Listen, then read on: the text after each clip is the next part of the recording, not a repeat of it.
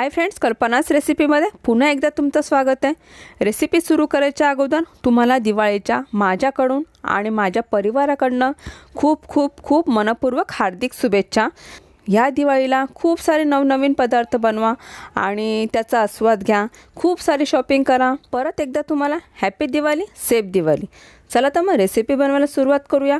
आजची आपली रेसिपी आहे दाणेदार बेसन पिठाचे लाडू, ना रेलणारा ना तोंडात चिपकणारा। चला तर मग कशा पद्धतीने करायचे बेसन पिठाचे लाडू ते बघूया। लाडूसाठी इथे चण्याची डाळ एका सुती कपड्याने मी छानपैकी पुसून घेतलेली आहे आणि ही अर्धा किलो डाळ आहे आणि ही आपल्याला छानपैकी भाजून घ्यायची आहे। तर एका साईडला मी गॅसवरती कढई गरम करायला ठेवलेली आहे आणि ही अर्धा किलो डाळ आहे। कढई मोठी आहे तर मी सर्व डाळ एकाच वेळेला भाजून घेणार आहे। याला थोडासा वेळ लागेल तर तुम्ही 2 बॅचमध्ये करून भाजले तरी चालेल। आणि मीडियम गॅसवरती आपल्याला छानपैकी खरपूस ही डाळ करून घ्यायची आहे आणि कंटिन्यू मिक्स करायचे। ही डाळ आपली करपली गेली नाही पाहिजे आणि जर ही डाळ करपली तर लाडूला पण एक प्रकारचा असा करपट वास येतो। त्यासाठी बेसन पिठाचे लाडू करायचे म्हटले का पहिल्यांदा जी आपली डाळ भाजायची असते ती व्यवस्थितरित्या भाजली गेली पाहिजे, ह्याच्याकडे लक्ष दिलं पाहिजे। इथे आपल्याला डाळ पण भाजून घ्यायची आणि डाळीचं पीठ बनवल्यानंतर परत पीठ पण चांगलं भाजून घ्यायचं आहे। बेसन पिठाचे लाडू बनवायचे म्हटलं का डाळ चांगली भाजली पाहिजे आणि बेसन पीठ पण चांगलं भाजलं गेलं पाहिजे। तर बघू शकता इथे 10 मिनटं मी कंटिन्यू मिक्स करत डाळ छानपैकी भाजून घेतलेली आहे आणि ती बघू शकता त्याचा कलर पण चेंज झालेला आहे, थोडासा गोल्डन कलर आलेला आहे। तर ही डाळ आपली भाजून झालेली आहे ते एका मी प्लेटमध्ये थंड करायला डाळ ठेवते आणि ही अर्धा किलो डाळ घेतलेली आहे तर मी मिक्सरच्या जारमध्ये ही घरच्या घरी वाटून घेणार आहे। तुम्हाला पाहिजे तर तुम्ही घरघंटीमधून दळून आणली तरी चालेल, कारण घरघंटीमध्ये दळली तर थोडीशी जाडसर दळायची आणि मिक्सरच्या भांड्यामध्ये दळली तरी थोडीशी जाडसर दळली तरी चालते। तर आज मी मिक्सरच्या भांड्यामध्ये डाळ दळून तुम्हाला लाडू कसे बनवायचे ते सांगणार आहे। तर हे छोटंसं मिक्सरचं भांडं घेतलेलं आहे आणि त्यामध्ये थोडी थोडी डाळ टाकून आपण छानपैकी बारीक करून घेणार आहे। तर परफेक्ट पीठ आपलं तयार झालेलं आहे, बघू शकता। तयार झालेलं पीठ आता हे आपल्याला चाळून घ्यायचं आहे। एखादी डाळ वगैरे राहिली तर ती पण निघून जाईल आणि या पद्धतीनेच आपल्याला डाळ वाटून आणि चाळून घ्यायची आहे। तुम्ही ही रेसिपी या दिवाळीला नक्की ट्राय करा आणि कशी झाली मला कमेंट्स नक्की सांगा। रेसिपी जर आवडली तर लाईक आणि कमेंट करायला विसरू नका, कारण तुमच्या काही कमेंट्स येतात तर मला वाचायला आणि त्याचा रिप्लाय द्यायला खूप आवडतो। तर या अगोदरसुद्धा मी माझ्या चॅनलवरती भरपूर साऱ्या दिवाळीच्या रेसिपी अपलोड केलेल्या आहेत, त्याची लिंक मी आय बटनवरती दिलेली आहे, ते तुम्ही बघू शकता। इथे आपलं पीठ चाळून झालेलं आहे तर हे पीठ आपल्याला परत भाजून घ्यायचं आहे आणि आता लाडूसाठी बाकीचे काही साहित्य लागते ते बघूया। तर इथे मी 1 कप तूप घेतलेलं आहे आणि हे ग्रॅममध्ये 225 ग्रॅम आहे आणि इथे आपण अर्धा किलो डाळ घेतलेली आहे तर आपल्याला अर्धा किलो साखर घ्यायची आहे, म्हणजे गोडीचं प्रमाण परफेक्ट होईल। इथे मी अख्खी साखर घेतलेली आहे, जर पिठी साखर घेतली तर ती कमी गोड असते, म्हणून ही अख्खी साखर घेऊन हे मिक्सरच्या जारमध्ये आपल्याला बारीक पावडर करून घ्यायची आहे। तर सेम जारमध्ये मी साखर टाकून बारीक वाटून घेणार आहे आणि ती चाळून घ्यायची आपल्याला। तर याच पद्धतीने मी बाकीची साखर पण मी वाटून घेते, बघू शकता छानपैकी बारीक झालेली आहे। आणि आता आपल्याला पीठ भाजून घ्यायचं आहे तर गॅसवरती मी पॅन गरम करायला ठेवलेला आहे आणि लाडूसाठी थोडेसे सुकामेवा घेतलेला आहे। तर काजू आणि बदामचे तुकडे करून घेतलेले आहे आणि थोडे थोडे मोठे काजूचे तुकडे ठेवलेले लाडूवरती लावण्यासाठी। तर गॅसवरती पॅन ठेवलेला आहे तर त्या पॅनमध्येच आपण सुकामेवा पण पहिला भाजून घेऊया।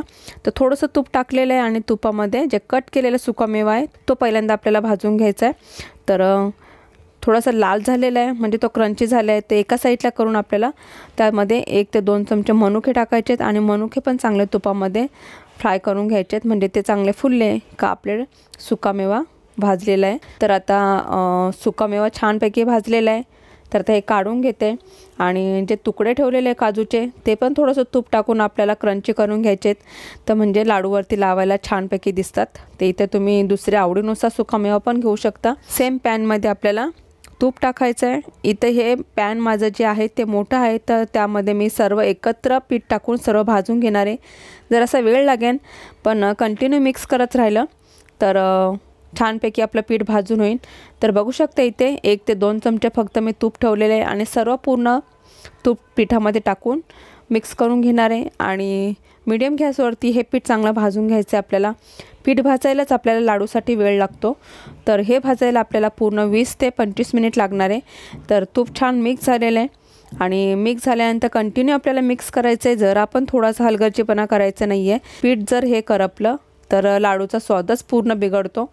तर छानपैकी आपल्याला ह्याच पद्धतीने पीठ भाजून घ्यायचं आहे म्हणजे गोल्डन कलरचं चांगलं करायचं आहे। लाडूची रेसिपी ही नक्की फॉलो करा आणि ह्या दिवाळीला ही रेसिपी नक्की बनवा आणि कमेंट्सनी मला सांगा ही रेसिपी तुम्हाला कशी वाटली आणि ह्या दिवाळीला स्पेशली तुम्ही काय काय तयारी केली, काय काय नवीन फराळ बनवला, तर तुम्ही कमेंटनी मला सांगितलं तर ते मला वाचायला खूप आवडेल। तर हे बघा आता पीठ छानपैकी आपलं भाजून झालेलं आहे, गोल्डन कलर आलेला आहे पिठाला छान आणि 225 ग्रॅम मी तूप घेतलं होतं, तर ते पूर्ण मी तूप पिठामध्ये टाकून छानपैकी भाजून घेतलेलं आहे। कमीत कमी मला 20 ते 22 मिनिट लागलेलं आहे पीठ भाजण्यासाठी। तर आता पीठ भाजल्यानंतर आपल्याला 2 ते 3 चमचे मी इथे पाणी टाकलेलं आहे पिठामध्ये आणि ते परत मिक्स करून घ्यायचं आहे। पाणी टाकायचं कारण हे आहे की आपलं पीठ छानपैकी दाणेदार होणार आणि हे पाणी पूर्ण आटेपर्यंत आपल्याला परत मीडियम गॅसवरती पीठ फ्राय करून घ्यायचं आहे। तर बघू शकता पीठ कसं दाणेदार झालेलं आहे आणि यामधलं पाणी पण पूर्ण आटलेलं आहे। तर हे पीठ आपलं पूर्णपैकी भाजून झालेलं आहे आणि आता हे पीठ आपल्याला काढून घ्यायचं आहे। तर गॅस मी बंद करते आणि एका प्लेटमध्ये मी पीठ हे काढून घेणार आहे आणि हे पीठ जेव्हा थंड होईल त्यानंतरच आपल्याला यामध्ये साखर टाकायची आहे आणि जर गरम पिठामध्ये जर तुम्ही साखर टाकली तर हे पीठ आणखीन पातळ होईल। तर त्याकरता आपल्याला हे पीठ पूर्ण थंड करायचं आहे। आता पीठ थंड झालेलं आहे आणि जी साखर आपण वाटून घेतलेली ती साखर टाकायची, त्यानंतर सुकामेवा जो फ्राय केला होता तो पण टाकायचा आहे आणि तो छानपैकी आपल्याला हाताने मिक्स करायचा आहे, चमच्याने मिक्स होणार नाही आहे। तर हाताने छानपैकी आपण हे पीठ मिक्स करून घेऊया। तर अर्धा किलो बेसन पिठाच्या लाडूमध्ये आपल्याला अर्धा किलो साखर वापरलेली आहे आणि 225 ग्रॅम इथं मी तूप पूर्णपणे वापरलेलं आहे।